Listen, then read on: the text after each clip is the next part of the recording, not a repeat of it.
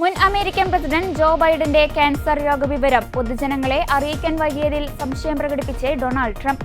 ബൈഡന്റെ cancer ബാധ വിഷമിപ്പിക്കുന്നതാണെന്നും എന്നാൽ അതീവ ഗുരുതര ഘട്ടത്തിലേക്ക് എത്തുന്നതിന് മുൻപ് തന്നെ രോഗത്തെക്കുറിച്ച് ജനങ്ങളെ അറിയിക്കണമെന്നായിരുന്നു ട്രംപിന്റെ പ്രതികരണം. ബൈഡൻ അധികാരത്തിലുണ്ടായിരുന്ന സമയത്ത് അദ്ദേഹത്തിന്റെ ചികിത്സാ ചുമതലയിലുണ്ടായിരുന്ന ഡോക്ടർമാരെ കുറിച്ച് സംശയമുണ്ട്.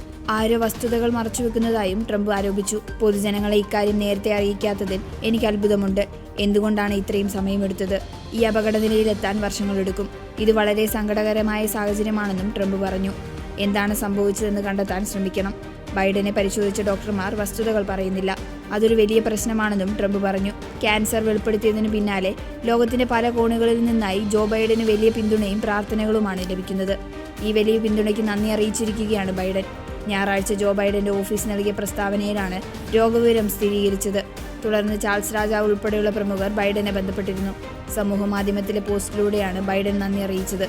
മൂത്രസംബന്ധമായ രോഗലക്ഷണങ്ങൾ കണ്ടതിനെ തുടർന്നാണ് കഴിഞ്ഞ വെള്ളിയാഴ്ച ജോ ബൈഡൻ ഡോക്ടർമാരുടെ സേവനം തേടിയത്. തുടർന്ന് നടത്തിയ പരിശോധനയിലാണ് ക്യാൻസർ സ്ഥിരീകരിച്ചത്.